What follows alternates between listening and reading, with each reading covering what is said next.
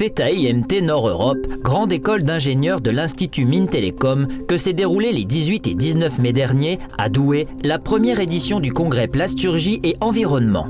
Organisée par la SFIP, la Société française des ingénieurs des plastiques et IMT Nord-Europe, cette manifestation a rassemblé plus de 200 participants représentant une centaine de sociétés différentes, tous secteurs confondus. Automobile, sport, bâtiment, emballage, textile, équipements électriques et électroniques. Au programme, une trentaine de conférences, une table ronde spécifique aux producteurs de matières plastiques, une exposition et de nombreux moments d'échange pour réseauter en toute convivialité. Cet événement a été pour les participants l'occasion de se forger une vision globale des problématiques cross-sectorielles en matière de transition écologique, mais aussi des enjeux, des challenges rencontrés tout au long de la chaîne de valeur des matières plastiques et surtout des solutions existantes et à développer pour réduire l'empreinte environnementale de la filière plasturgie et composite. L'IMT Nord-Europe est un pôle universitaire d'excellence.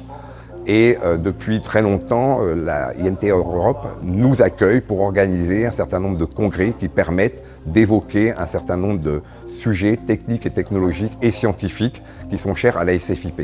Là, la SFIP, c'est vraiment le melting pot dans lequel on rassemble l'ensemble de ces acteurs et pouvoir à la fin créer des liens, créer un réseau et surtout créer des projets communs qui permettront de répondre à des problématiques industrielles et des problématiques sociétales.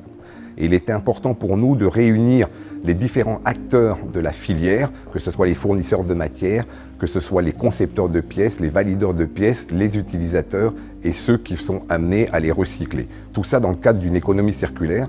Et donc il nous semblait important, d'un point de vue temporel, de réunir ces acteurs pour évoquer ensemble les attendus des uns, les problématiques des autres, pour apporter à la fin des réponses très pragmatiques, très techniques, très scientifiques, apportés par les polymères pour améliorer l'impact environnemental. L'occasion également de se rencontrer, d'échanger sur des problématiques communes d'économie circulaire, de gisements alternatifs, de polymères et de renforts biosourcés et pourquoi pas de monter des projets en commun. Cette première édition a été un vrai succès au vu de l'engouement de tous. L'expérience sera renouvelée prochainement avec un nouvel événement déjà en préparation.